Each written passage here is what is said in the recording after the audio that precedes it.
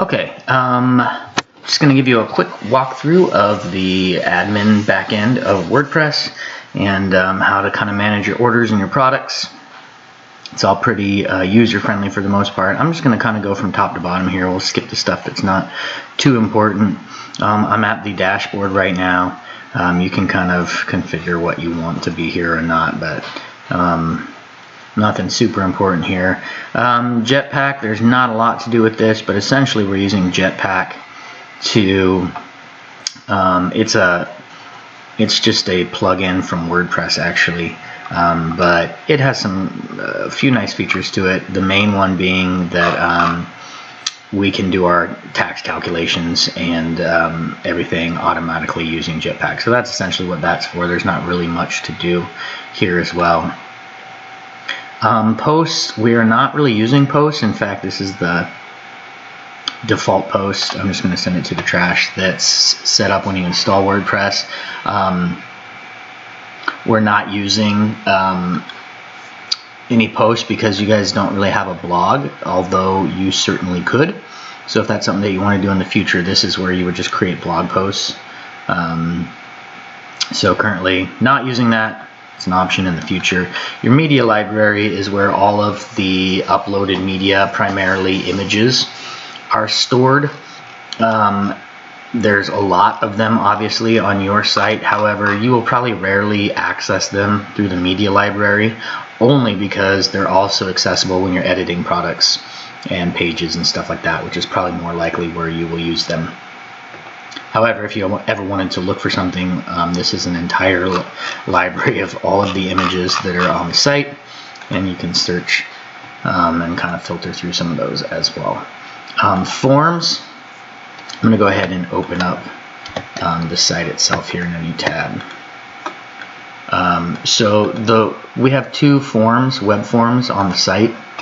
The first one being this have questions here, which is called footer CTA, call to action, and then we've got one, a separate one here that's on the contact page.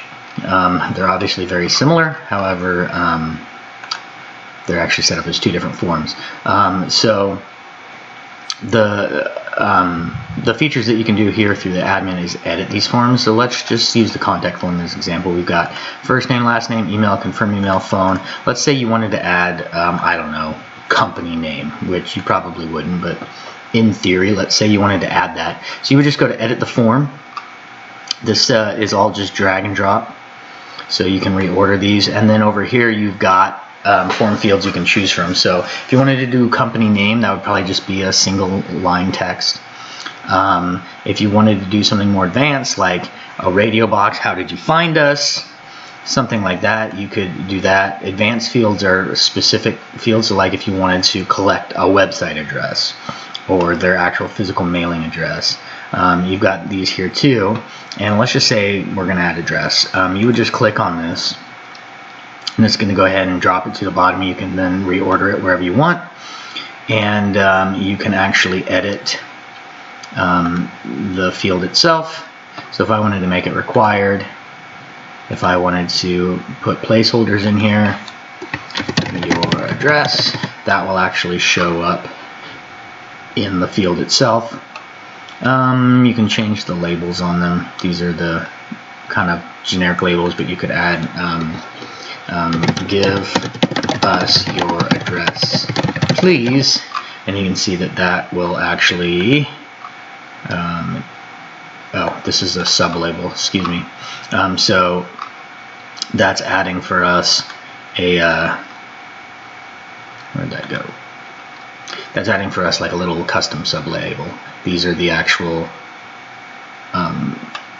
different fields. You can turn them on and off. So pretty user-friendly and intuitive, and this is just kind of where you would go to edit any of those. If you wanted to change the actual settings, so I'm not going to save those changes I made. This is the name of the form, the name of the button when you click it, so contact us, you could change that. a few other settings in there, nothing probably that needs to be changed. And then entries, the website actually logs all of the entries. So Tony, I can see you're doing some testing here, and this is just, it logs all of those. It'll send you an email as well, but they're all logged in here. And then you've also got notifications, which is where you can go in and actually edit the notification that comes. So right now it's going to this email address. If you wanted to add a second one, you just do a comma, add a second email address. Oh, let's change this while we're in here. Good catch. What happened? Copy, paste, there we go. So that's just the from email address. And so this is just where you can change that notification that you will receive when somebody fills that out. I'm going to go ahead and update the email address in the other form too. There's a drop down up here where you can select which form you're editing. Go to notifications again, edit this one too. There we go. So I have a little tool that I use to go through when we launch a site and swap out all of those old URLs for the live one, but obviously it did not catch those two. So anyway, that's where you can go to edit the forms. Pages on the site. Pages are all of these kind of static content-based pages. So we don't have a ton of them on this site because so much of the site is products, and you won't actually find the editing of any products here in pages. But like if you need to edit the About Us text, the cart page is a pretty dynamic page. There's not going to be any actual text on here. Same with checkout, my account. Those are all kind of automatically dynamically generated, but they're still specific pages here, so that's why you see them in the list. Terms of use, shipping, handling, contact, About Us, and the Quartz Bowls page are the ones that are actually editable with content. And WordPress uses these little blocks for content on here, so you can see these are all just paragraph blocks. This is a image block, and you can add new blocks, and they've got all kinds of options here. So stuff you can mess around with. The cool thing is that WordPress keeps an archive of revisions. You can see over here 4 revisions. So even if you were to go in here and delete something on accident and save it, you'd still have the revisions versions that you could go back to. So you can explore this and not be, too concerned about anything going wrong, really. Okay, comments. The only comments you might get in here would be product reviews, and I don't believe we're even doing that. So you'll see that there's no comments here. I don't think you'll end up getting any spam because we don't have any place for, but if you did have comments available, like on a blog or something, this is where spam ends up kind of showing up. I'm doing the site maintenance for you guys, so that would be something I would go through and clean up anyway. So if they do show up, we'll take care of them there. But okay, so WooCommerce. So under WooCommerce, you're going to find orders, which is primarily what you're going to be doing here. And this is where you would have a list of your orders, their status, date, and then you can actually do like a quick view of the order and the information. You'll also get an email when these come in, and then you can actually click on the order itself if you want to edit anything, put notes. But this tells you what they bought, how much they paid, billing, shipping, when it was placed. You can update the status of the order, customer. It shows the coupon that you used. Order notes, so this kind of gives you the status of what happened. Stripe charge complete, so it gives you the charge ID, which is nice. You can verify that in Stripe if you need to. Order status changed from pending payment to processing, so once that payment comes back, it's completed, changes the status for you automatically. And then it updated your stock level as well. in your case, the stock would go from 1 to 0 because everything's set to 1 because you got unique products on here. And so that product would actually just no longer appear on the site. It won't delete the product for you. It's just changing its availability, and we set the site up so if it's not available, it won't show up in the catalog. So I don't know if that's helpful for you or not. If you guys ever have, like, you know, I think each of your products are so unique that it's one and then you would never like reuse it. But if you did end up having something where you got another one and it was basically the same thing, you could just go back to that existing product rather than create a new one and just change its stock levels back to 1. Anyway, that was kind of a side topic, but these are where you would edit all of your or view, excuse me, all of your orders. There is this here. This is part of the Jetpack plugin. Actually, it's not free, so it is something you can do if you want. Might be handy. Let me know if you want to look into that more, because it's going to kind of sync with all of this information, but you're still going to pay for it. So I don't know how you guys are doing your shipping labels now, if you're just handwriting them or if you're printing them out. Maybe you have a stamps.com set up or something. And there are integrations for other third parties like stamps.com and stuff too. So all that to say is, if you are using some kind of service or you're interested in it, let me know. I can help you get it set up. If you ever want to use coupons, it's where you set them up. Super easy to set up. Add coupon, give it a name, give it a description, and then you can go through and do all kinds of setup on it. It's pretty self-explanatory. And then those coupons are not visible anywhere unless you were to put them up on the site somewhere, but you could easily send them to a customer if you're doing a promotion or something. The rest of this stuff is settings and everything that's already kind of done, so you can certainly nose around in there. Nothing specific to talk about really. Products are a list of all the products. So this is probably where you may end up spending most of your time when you're working on the site. You can do all of your updates and edits through a CSV just using the import and export feature.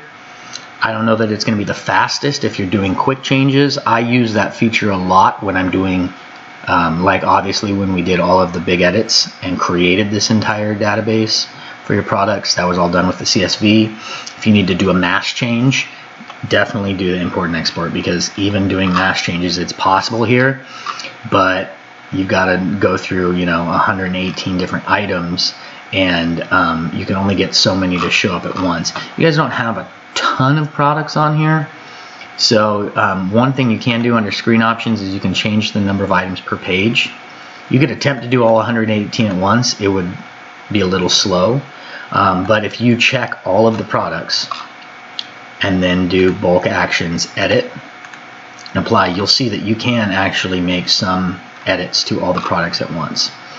So it really is going to depend kind of on what you what kind of changes you're making. If you're doing individual edits, I would just do them through here.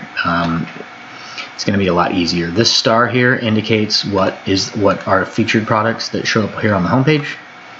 So you can always just go through and edit those. It's going to take the first 8 and show them there. Let's go ahead and just edit a product here just so you can kind of get a little feel. So I'm going to actually find the Ruby sphere here.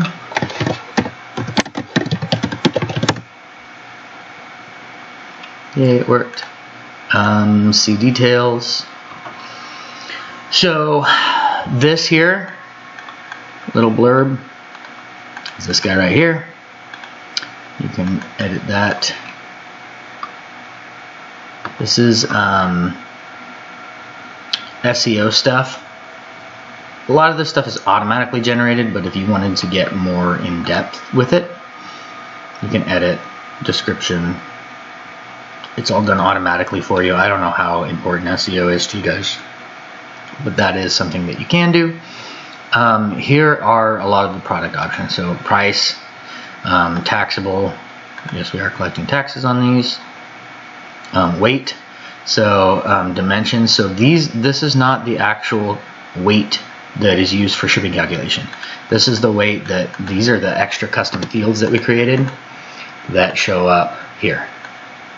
So you can edit those. It's just text, it's just informational. This is the actual weight and dimensions that is used for shipping. So two different areas, and I know that you are already aware of that because that was your request, but just so you know where to edit that stuff. Here's inventory. So we do have stock level enabled because we want everything to go from 1 to 0 and not show up when someone places an order. Linked products, we're not really using this anywhere. These related products down here, you can, I believe it's on, let's see. Yeah, so upsells are these guys. They're automatically created based on some sort of relationship categories, things like that. So you'll notice Ruby sphere, these are all other spheres that are showing up. But if you wanted to really be specific about what products show up here, you have the option to do that by creating upsells. Cross sells we are not using because that's in the cart. So that would be like, hey, you bought 2 spheres, here's one more that is a similar product you might like. So we're not using that feature. So doing anything here wouldn't show up, but these upsells, we do have the related products, so you can actually have control over what shows up there. Attributes, origin, and mineral. So those obviously dictate where this thing shows up. As far as the filters go, advanced, nothing here. And these are just WooCommerce trying to sell you plugins. We're not doing the short description, and then here we've got product image. So if you click on this, this is going to go to that media library. There's a lot of stuff here. You could upload additional images, drag them here, or just hit select, and it's going to go to your computer here, and you can grab an image. So you could replace that, and then product galleries. So basically this is the main image, and then the gallery is all of these other ones that show up here. So that's how you edit those. Categories, you want to go ahead and make sure that you put it in one of these main categories here. And then update would allow you to make changes. If you were adding a new product and it was just a single product, you would basically do the same thing except you add new, but you're just going to enter all this information. Same way we're just looking through it, and then hit publish, and it will show up. If you need to edit any of the categories, those guys are here. There's not a ton of them, and then we've also got our attributes, which are the mineral names. And then let's see, the filters is back under WooCommerce. So the filters are this sidebar here, which is a pretty important part of the site because that's how what people are using. So categories, favorite mineral checkbox. So this is the big one. And source of options, attributes. So this is, there's actually not a ton to edit here. It's just kind of formulating and organizing the sidebar. But that attributes list is where you're going to get all of the different items that show up here. Genesis is just the framework that we're using. There's not much to change here. Appearance widgets. So this is one that you may use. The widgets are just elements, and basically it's kind of a few global elements. The primary sidebar has the cart, just this little widget here. We've got notes for product filters. So notes for product filters, I believe, are kind of what shows up here. This, when you select an actual filter. And then we've got the actual product filter itself. And it's just all of this stuff down here. So that's the sidebar. You could reorganize that stuff if you want. I'm guessing you won't change much of that. Homepage banner. This is the text on the homepage. It shows up here. So you've got the title, quartz crystals, and just that little blurb. Nothing super fancy, but if you needed to edit it, you could. Featured products. This is just saying we're going to show 8 products. They're going to be featured products, order random, and that's it. So you could edit that if you wanted to. Not much to change there. This is the About Us page, or a little section here. So if you needed to edit that text, that's where that's at. Footer call to action is simply embedding that footer CTA form in that section. The search pop-up is this guy, and it's pretty. It's just basically embedding that in that spot. So menus, we've got just a couple menus here on the site. We've got the primary navigation, footer navigation, secondary. So primary is this, secondary are these guys over here, and footer is this. If you wanted to edit, so let's say you want to change the order of these, you can just do a drag and drop. If you wanted to add a page, just check it over here, add to menu, drag it where you want, and then you'd hit save menu. You can do that for any of those 3 menus. Plugins is a list of plugins that we're using on the site. There's not a ton to do here, and I will be keeping these up to date for you, which just recently did. So we're doing pretty good. We're not using too many plugins, especially for an e-commerce site, which is always good. Users. This is going to be a list of the users on the site. It's just the 3 of us right now. As you guys get customers, if they create accounts, they will show up in here too. Nothing really to do in tools. Not much to do in settings either. SEO, I've got this configured. This is just kind of main configuration. Any specific SEO work that you do for like specific pages will be found from the pages of the products themselves. And this is a backup plugin that we're using to keep your site backed up. So hopefully this gives you a nice little walkthrough. Tony, I'm guessing a lot of this stuff has been self-explanatory for you anyway, but if any questions come up at all, please do not hesitate to let me know. And yeah, I'm really proud of the way the site turned out. Hope you guys are as well, and talk to you soon.